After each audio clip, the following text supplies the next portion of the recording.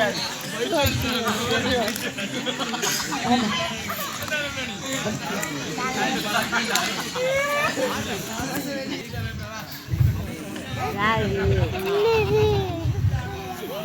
Sir, இவன் அப்பா இவன் சின்ன வயசுலயே போயிட்டார். சின்னதா கடை போட்டேன், நட்டம் அதான் கடன் ஆயிட்டு. இனி எங்கேயாச்சும் வேலைக்கு போயிட்டு இவனை படிப்பிப்பேன். நான் கடன்காரனுக்கு கடனை கொடுத்தா சரி. நீங்க கடன்காரனுக்கு காசு கொடுக்க தேவையில்லை, நான் அவனுக்கு காசை கொடுத்துட்டேன். நீங்க அவனை நல்லா படிப்பிட்டா மட்டும் சரி.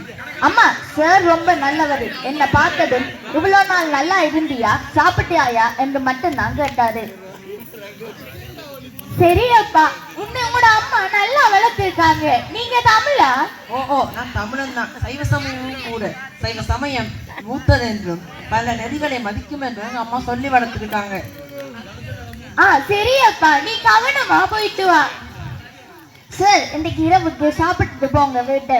இல்ல எனக்கு நிறைய வேலை இருக்கு. நான் நம்பரை தரேன், கால் பண்ணிக்காத என்னோட. சரி சார், போயிட்டு வாங்க. போயிட்டு வரேம்மா, போயிட்டு வரேங்கம்மா.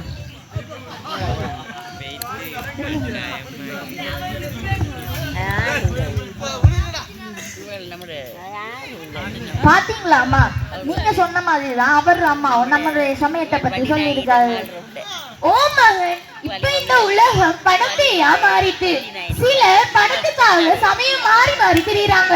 பாவம் சிலர் பசிக்காக மாறுறாங்க. நம்ம என்ன செய்யறது? ஆனா நீ மட்டும் சமயத்துல இருந்து மாறாத. சரி அம்மா.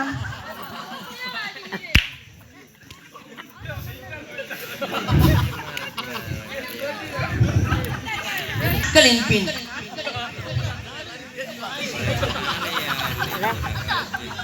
அண்ணா வந்துட்டியா? நல்ல பிள்ளையடா. உன் வாழ்க்கைய பழுதாக்கிட்ட அன்னைக்கு எல்லாம் கேள்விப்பட்டேன். என்னால முடிஞ்சதை செய்தேன். பின்னேரம் வந்து உனக்கு விளங்காத பாடத்தை கேட்டுப்படி, சரியா? சரி சார்.